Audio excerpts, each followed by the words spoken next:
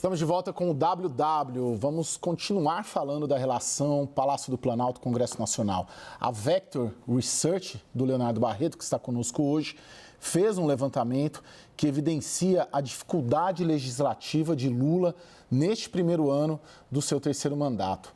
Vamos ver aí a tela. Olha só, a taxa de sucesso, o que é taxa de sucesso? É a taxa que mede a quantidade de propostas apresentadas pelo Executivo e aprovadas no mesmo ano em relação a todas as propostas apresentadas à Câmara. Ela foi uma das menores de toda a série histórica. Então aí os números: Lula 3, 27% de taxa de sucesso, Bolsonaro 43%, Dilma 2, 27%, Dilma 1, 40%, Lula 2, 62%, Lula 1, 69%, Fernando Henrique Cardoso 2, 36% e o Fernando Henrique 1, 34%. Agora tem um outro número também que corrobora essa formulação toda, a percentagem de vetos mantidos em cada governo. Olha que interessante.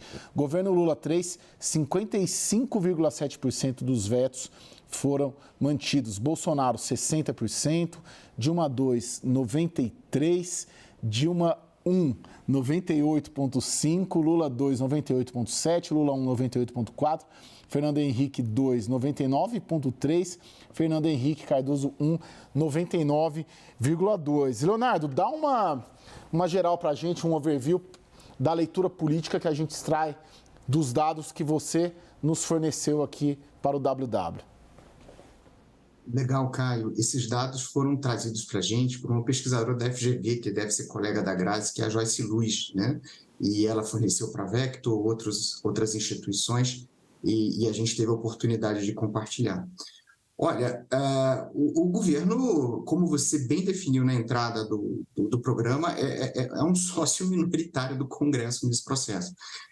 Houve um grande sucesso da agenda Haddad, e usar grande sucesso também é um pouco difícil, porque embora a pauta do Haddad tenha sido, né, cumprida de ponta a ponta, a maior parte dos projetos foi desidratada, né, e saiu bastante diferente do Congresso Nacional. Eu acho que se a gente combinar esse dado, né, de uma dominância legislativa do governo muito fraca, com o assunto que nós estávamos falando anteriormente, né, sobre o crescimento do controle do Congresso do Orçamento, a gente mais ou menos tem uma síntese do que está acontecendo, né? O Congresso Nacional contribuiu com a agenda econômica do governo porque não pode matar a galinha dos ovos de ouro, né? Assim, você não pode sufocar a agenda econômica, porque senão o próprio orçamento fica comprometido, né? E os próprios parlamentares têm problemas com as emendas. Mas o apoio em relação a outras agendas, por exemplo, reversão de reformas, né? A gente vai lembrar aqui quando o ministro do Trabalho tentou fazer com que comerciantes e empresários negociassem trabalho ao domingo, o Congresso foi taxativo, marco temporal, enfim, a gente tem uma série de agendas que o governo tentou colocar e não conseguiu. Além disso, esse controle do orçamento, ele visa bloquear um crescimento do PT nas eleições municipais, né? Não vai permitir que o governo federal tenha discricionariedade, distribua os recursos prioritariamente para parlamentares do PT ou para aliados. Então, a imagem que eu tenho é o Congresso com o governo numa rédea muito curta ali, né? Deu a agenda econômica, então, assim, quem conseguiu aprovar essa agenda esse ano foi o Haddad, né? Não foi o governo, com o objetivo de preservar suas condições, que hoje o Congresso conserva e executa muito bem. Léo, tem muita coisa bacana que você coloca, mas eu vou jogar para a Graziella, para a professora, essa questão do bloqueio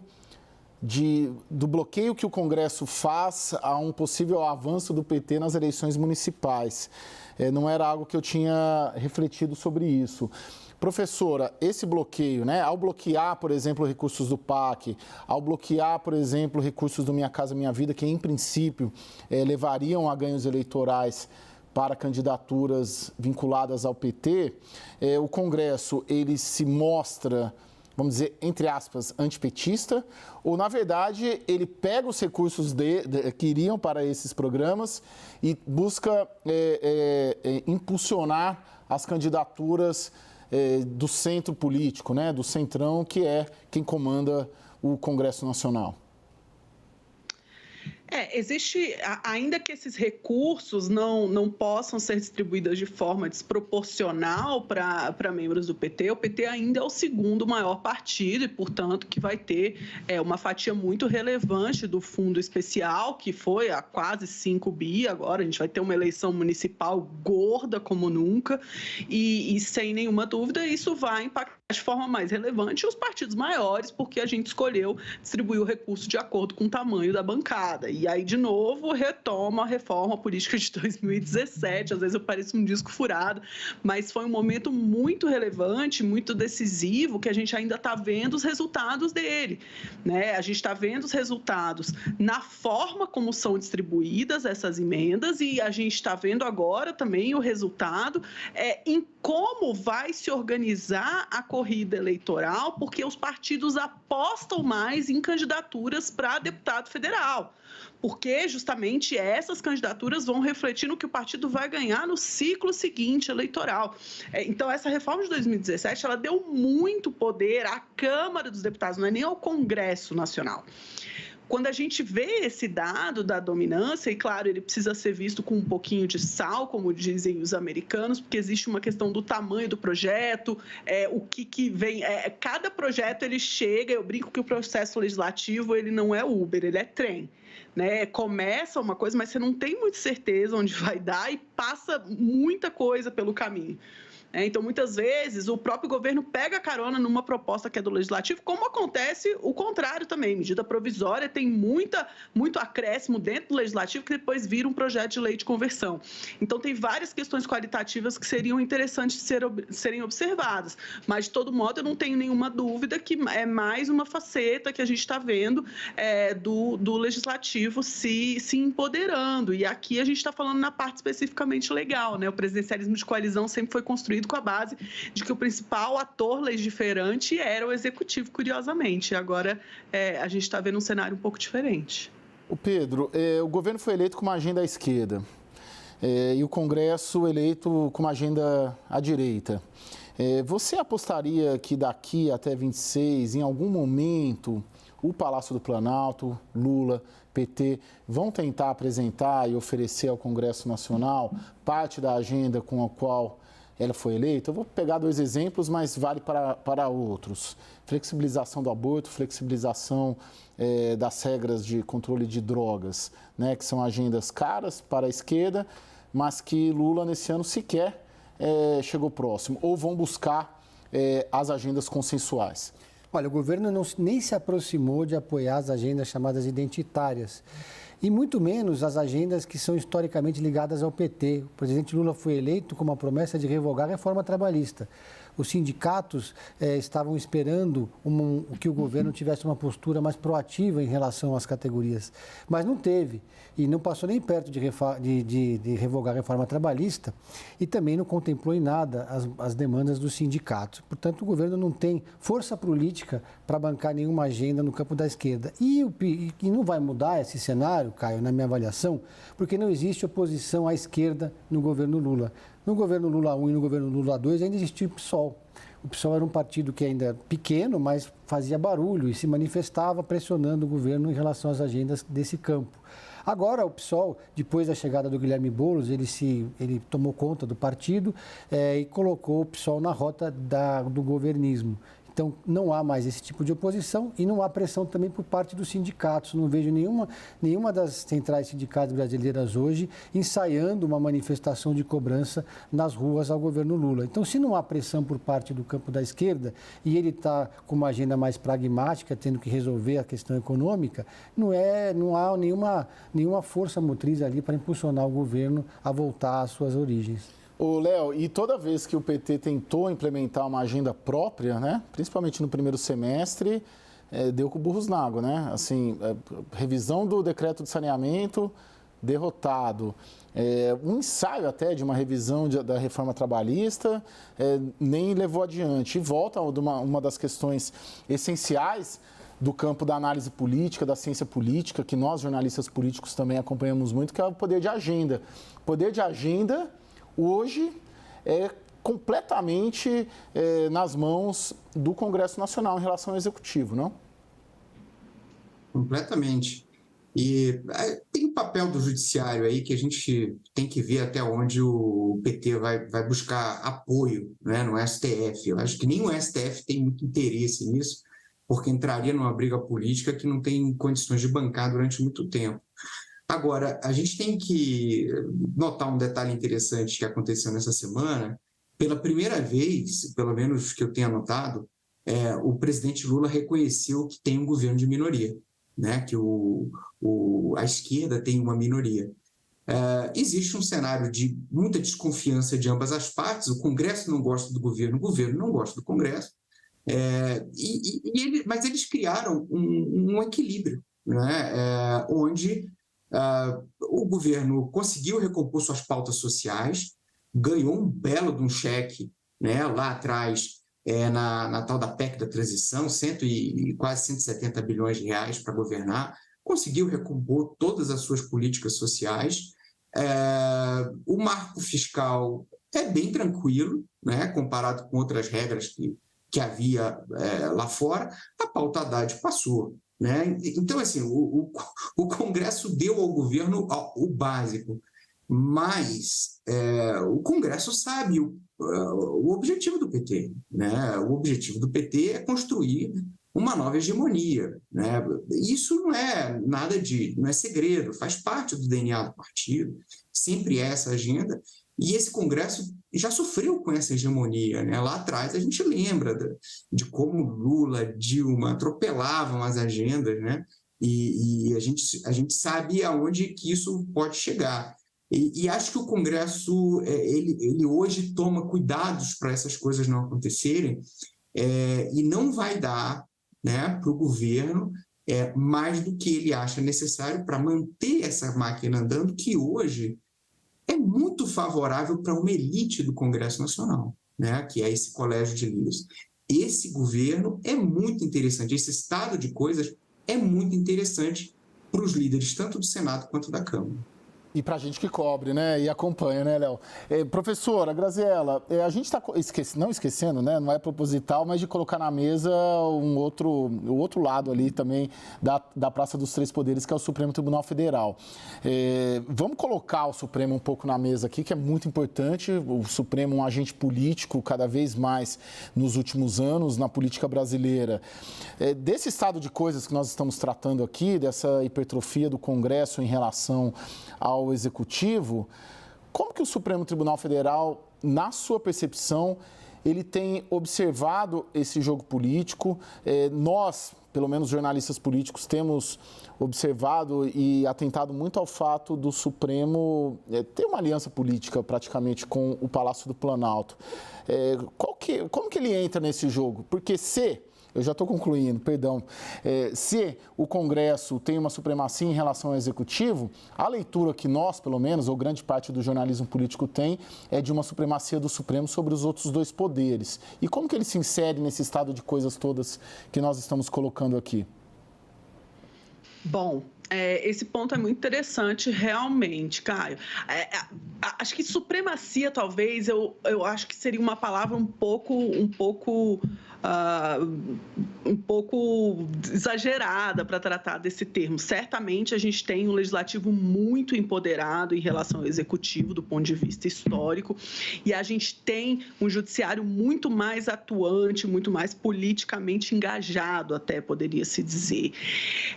Agora, um outro ponto que é interessante se observar nesse processo é que existe uma menor permeabilidade também do legislativo, a participação de grupos da sociedade, de grupos minoritários. E aí eu não estou falando de pauta identitária, desse tipo de minoria, eu estou falando de qualquer grupo que é minoritário, que quer se fazer ouvir por meio do processo legislativo.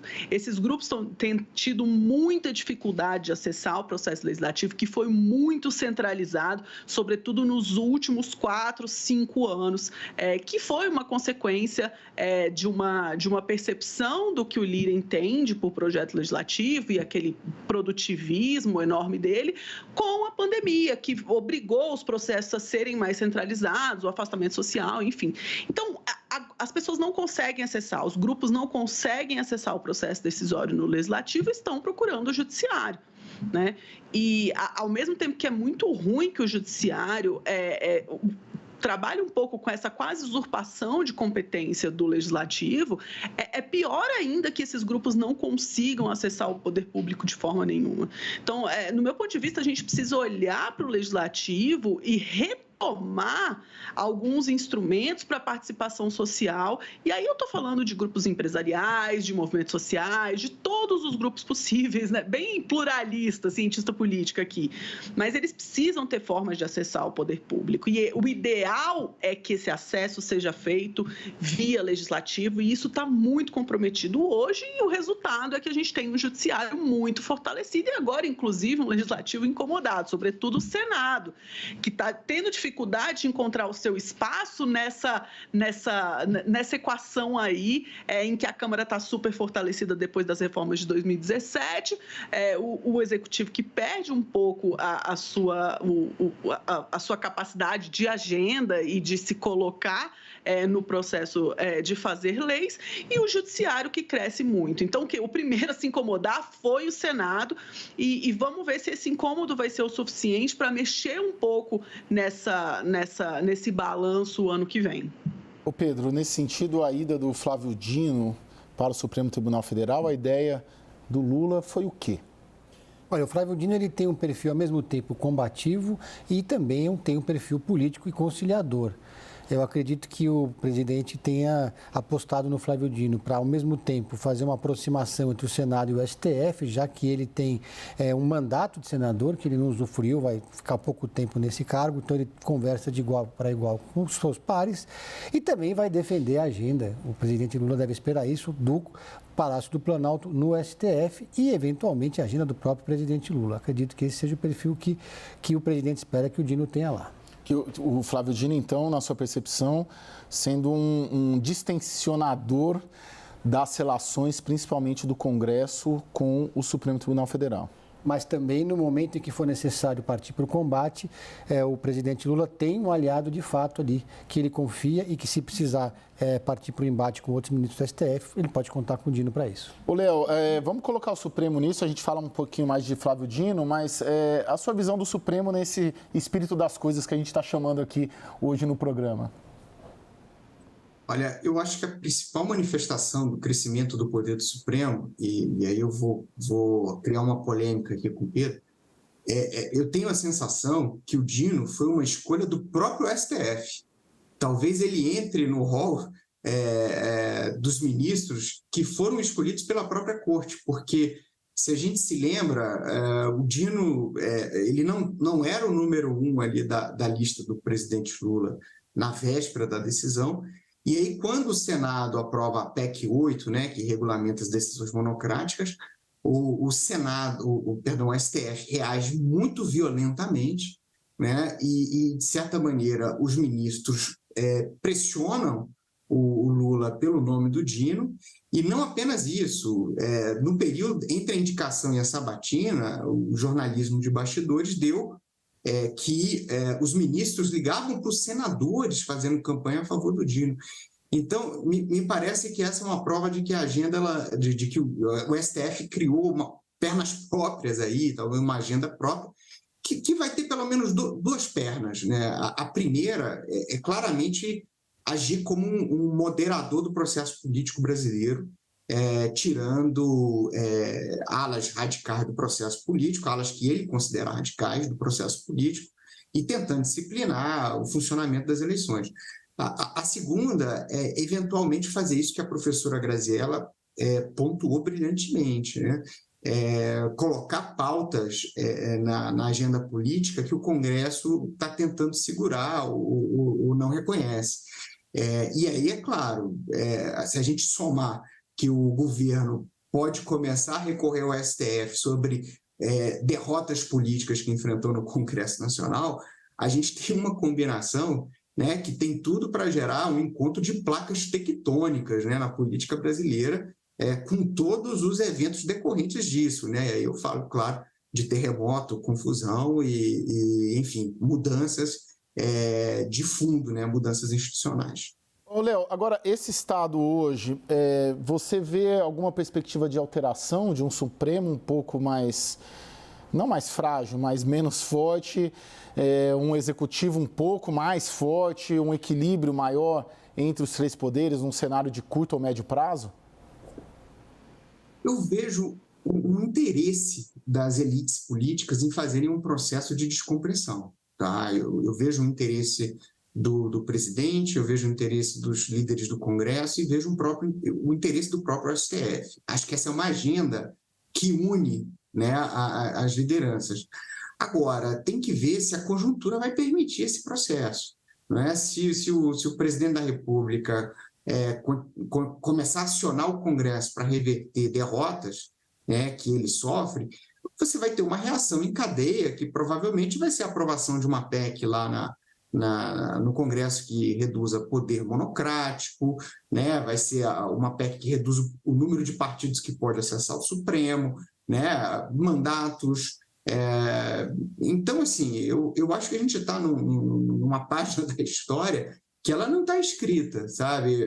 Embora haja um interesse comum, né, de um processo de pacificação e descompressão política, isso que uniu, né, inclusive o Supremo, no decorrer aí dos últimos meses, né, do último ano, a gente tem que ver o quanto que a agenda política vai permitir, especialmente se o presidente Lula vai recorrer ao Supremo, vai trazer ele para um debate com o Legislativo, que eu acho que não é bom, né, nem para esse equilíbrio e nem é bom para o próprio Supremo, que entrar nesse debate, embora a gente tenha ministros que gostem desse processo, a maioria não é do jogo político, né, e teria muita dificuldade de atravessar um facciosismo aí que envolve as decisões cotidianas que Executivo e Legislativo estão acostumados a tomar. Professora, bem brevemente, a senhora aposta numa mudança aqui, num curto, médio prazo, num equilíbrio maior entre os três poderes?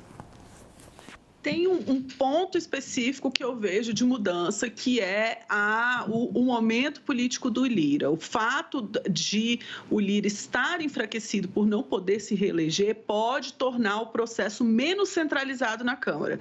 E aí, como as coisas estão menos centralizadas, fica mais difícil do Legislativo agir como um ator único, unívoco. E aí, quando os partidos políticos ganham mais relevância, a gente pode retomar um caminho parecido com o que a gente tinha do presidencialismo de coalizão anterior, e isso pode dar alguma vantagem aí para o presidente. Mas, como o Léo pontuou, existem vários fatores conjunturais que podem influenciar nesse processo e pode embolar aí esse meio de campo. Como você disse, Caio, as eleições municipais são um fator muito importante a ser considerado. Então, acho que tem que tomar com um pouquinho de cautela, mas era isso que eu arriscaria. Tá joia, gente. Vou chamar mais um intervalo e daqui a pouco o cenário das eleições municipais de 2024. Até já.